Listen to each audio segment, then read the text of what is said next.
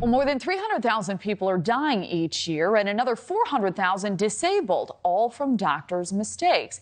An alarming new study from Harvard and Johns Hopkins looked at how often diagnoses are missed, citing these errors affect 800,000 Americans a year, leaving patients disabled or even leading to death.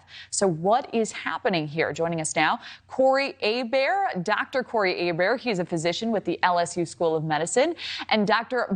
Curry-Winchell, a board-certified family medicine physician. Thank you both for being here. Such an important story. All right, so Dr. Curry-Winchell, do patients have a part to play here? What factors go into a physician missing critical information that may lead to an error like this?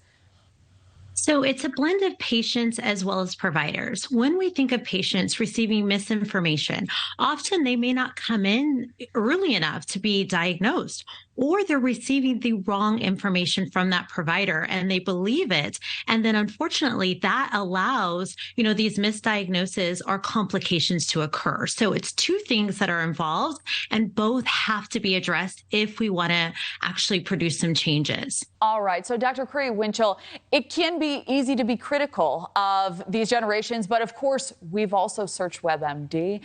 We're sort of the generation of that and looking for other outlets to find some answers if we're experiencing something troubling.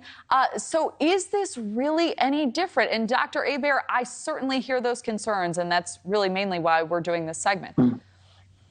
So, you mentioned it exactly, Kelly, that we have to be thoughtful that this is how people are accessing their information. So what we need to do is be thoughtful of it and find a way to make it more credible, because that is what the landscape is to this day. And so if they are reaching out and seeking information, which they will do, it needs to be credible. It needs to be actual true diagnosis, because that also is leading to these errors that are happening, because we have people that are sharing wrong information, misinformation, and unfortunately, that's what people are consuming. So we have to take note that this information is out there. We got to figure out what we can do to make it better, and then hopefully use it to help reduce these errors that we're seeing. Really interesting input. Both sides certainly appreciate the conversation, an important one. Dr. Hebert, Dr. Curry-Winchell, thank you both for being here.